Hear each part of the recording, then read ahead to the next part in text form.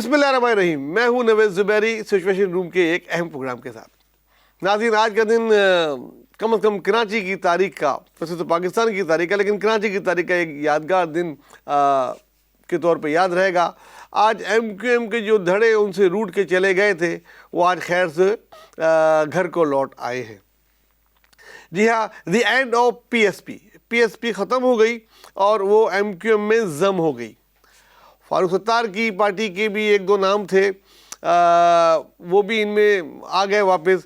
उनको PIB MQM PIB भी कहा गया, MQM राब्ता बहाल कमेटी के जो भी कुछ कह लें, बहरहाल वो भी आज इनमें शामिल हो गए और आज ये एक हो गए। जब ये एक हुए तो कई घंटों तक, बल्कि सुबह से ही आज ये चल रहा था, कई घंटे मुतवातिर प्रेस कॉन्फ्रेंस रहा, TV पे रहे।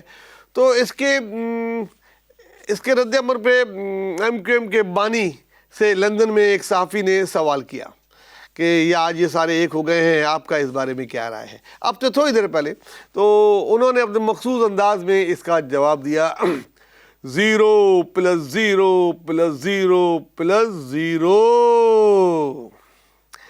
तो ये आवाज़ भी थोड़ी देर में अभी यहाँ सोशल मीडिया में आ जाएगी। सबसे पहले मैं ये बैक कर रहा हूँ। इसके बाद MQM हकीकी का बयानिया लिया गया, तो उनका तो हमेशा से एक स्टांस है कि हम इनमें से गए नहीं थे। जब हम इनमें से गए नहीं थे तो हमारे वापस आने का सवाल ही नहीं पैदा होता। हमारा तो 92 से एक ही स्टेंस है कि हम महाजिर कौमी मूवमेंट है और हम MQM से निकले ही नहीं थे। जो निकले थे वो वापस आए तो हमें कोई फ़र्क नहीं पड़ता, हमारा स्टैंड अपनी जगह एक है। लेकिन हम इसको खुशाइन कहते हैं, मतलब इसको उन्होंने पॉजिटिव कराची के लिए बोला, कोई उन्होंने नेगेटिव कमेंट नहीं दिए। अब देखना यह है कि इनके होने से, एक होने से क्या फ़र्क पड़ता है। क्या MQM पाकिस्तान जो है वो मजबूत होती है? क्या MQM पाकिस्तान अब और फ्रंट फुट पे आके सियासत कर सकेगी? आज का जो पहला बयान है उस 1.5-2 घंटे की प्रोग्राम से जो मैंने निकाला है, वो मैंने खालिद मकबूल सिद्दीकी का एक बयान जो आखिर में उन्होंने बड़े कॉन्फिडेंस से दिया कि 15 तारीख को इलेक्शन हम होने नहीं देंगे। यहाँ ये खालिद मकबूल सिद्दीकी ने कहा, जबकि सिर्फ 3 दिन रहते हैं इलेक्शन में और आज ही हाई कोर्ट ने उनकी अपील रद्द की है, उसके बावजूद भी इतना पॉजिटिव मुझको समझ नहीं आता। मैंने इससे पहले प्रोग्राम में भी कहा था कि मुझे कोई वजह नज़र नहीं आ रही कि ये इलेक्शन मुलतवी हो। अगर ऐसी कोई वजह है जो कि पसे पर्दा है तो वो सिर्फ MQM को पता है, क्योंकि वो वाहिद जमात है जो इलेक्शन की कोई तैयारी नहीं कर रही और वो बाकी तमाम जमातें हमें तैयारी करती नज़र आती हैं।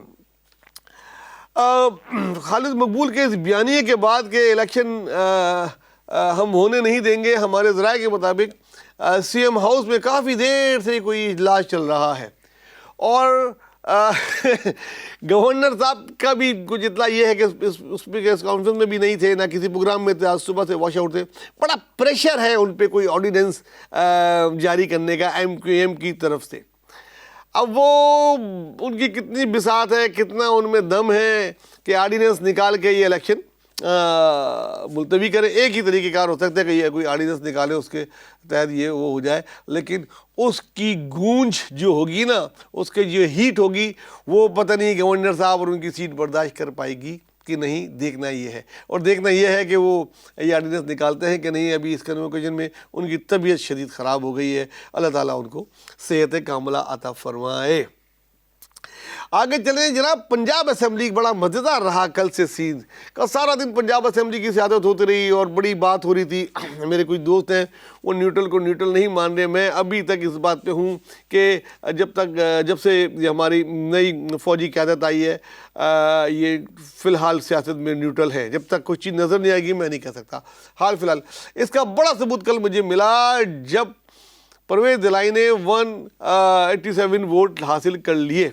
तमाम तर कोशिश के बावजूद अगर ये फ़ोन आ जाते 1-2 को, अगर वो न्यूट्रल नहीं होते तो मतलब नहीं था 185 आ जाते। पहले भी ऐसा होता रहा, ये होता ही नहीं, कुछ भी हो जाता। लेकिन इसका होना और जमहूरी तरीके से उनका एतमाद का वोट ले लेना, बज़ाहिर ये PDM के लिए बड़ा बुरा हुआ। बज़ाहिर ये कुछ लोगों को बड़ा सेटबैक हुआ। हो सकता है कुछ के पैसे वैसे भी आगे पीछे हो गए हों, लेकिन जमहूरियत के लिए एक ये अच्छा शुक्र कह सकते हैं। अब क्या होगा, व्हाट नेक्स्ट?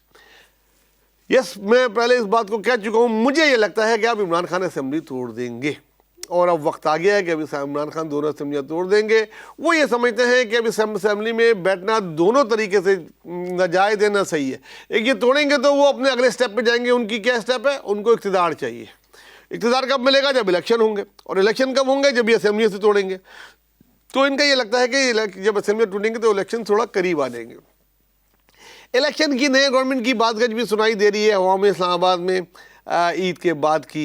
लेट्स सी के वो क्या होता है। लेकिन अब कुछ होने जा रहा है, अब कुछ होने जा रहा है। और ये जनवरी का महीना, हम पहले भी प्रेडिक्ट कर चुके हैं कि जनवरी के महीने में बहुत कुछ ऐसा होगा जो कि सियासत में चेंज होगा। और हो सकता है एंड ऑफ जनवरी कोई केयर टेकर या और टाइप की कोई गवर्नमेंट हो। जनाब, इमरान खान ने अगर दोनों असेंबली तोड़ दी तो क्या क्या हो सकता है? गवर्नर राज भी लग सकता है पंजाब में, खैबर पख्तूनख्वा में, ये थोड़ा तरीके से चला सकते हैं। लेकिन जितनी महंगाई, जितनी बेरोज़गारी, जितना बिजली और गैस की चीज़ें हैं, सब कुछ वो शोल्डर पे आ जाएगा उनके जो हुकूमत कर रहे होंगे।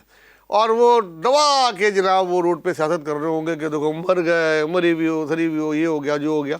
सब कुछ का बोझ वो बड़े मज़े से अपना सारा किया गुजरा इन पे पीडीएम पे डाल के वो अगली इलेक्शन में अवाम पे चले जाएंगे। तो इस तरह भी फ़ायदा होगा। और अगर वो केयर टेकर बनाते हैं तो भी फ़ायदा होगा, तो भी एक कदम आएंगे। तो ये इमरान खान ने बड़ा अच्छा एक कार्ड खेलने जा रहे हैं। नाज़रीन, माशी सूरत हाल जो थी, अल्लाह का शुक्र है हम उससे अब निकले अल्लाह अल्लाह करके। डोनर कॉन्फ्रेंस ने पाकिस्तान को मोर देन 10 बिलियन मिलने की उम्मीद है, जिसमें से मेरे ख्याल में 4.3 कुछ बिलियन आ गए हैं, बाकी ऑन द वे हैं। कुछ उसमें से लोन है, कुछ उसमें से ज़्यादा ग्रांट है। ये बड़ी कामयाबी है। और ज़र मुबादला के ज़खायर भी बढ़ रहे हैं। सऊदी अरब ने भी वादे किए हैं। आज यूएई ने एक बिलियन देने का वादा कर लिया जो फ़ौरन ही मिल जाएगा। बाकी 2 बिलियन के थे वो रिशेड्यूल करके अगले साल पे ले गए हैं। तो ये वो चीज़ें थी जिसके लिए कहा जा रहा था कि पाकिस्तान ये वो, तो अब ये वो कि उससे तो गया पाकिस्तान, मतलब स्टेबल हो गया। और स्टेबल होते ही पता है क्या काम किया गया है? स्टेबल होते साथ एलसी पे तो जो पहली पाबंदी उठी है वो है मर्सिडीज और BMW की इंपोर्ट पे। कितनी शर्म की बात है। उधर आलू, प्याज, पता नहीं क्या क्या खाने पीने की चीज़ें सड़ गई इंपोर्ट पे। और छोटी छोटी एलसी आप लोगों ने नहीं खोली। खाने पीने की तेल, दालें, पता नहीं क्या क्या बड़े ख़राब हो गया।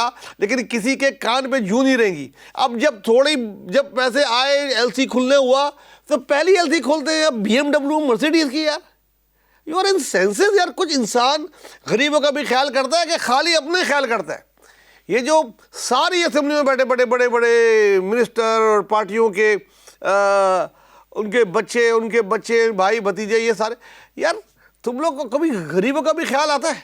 ये और कुछ शर्म ही नहीं आई कि यार और कितनी चीज़ें पड़ी हुई हैं। उनकी दवाओं की किल्लत हो गई, उनकी सबसे पहले एलसी करना। सबसे पहले किसी के बेटी की फरमाइश होगी, किसी की बेटी की, किसी की बीवी की, वो पड़ी है पोर्ट पे जनाब, उस पर मिट्टी जम रही है, सबसे पहले उसको निकालो यार। बहरहाल अवाम बहुत बाशऊर है, देख रही है, समझ रही है। नहीं करो ऐसा, जितना करोगे इतना ही धसोगे भाई।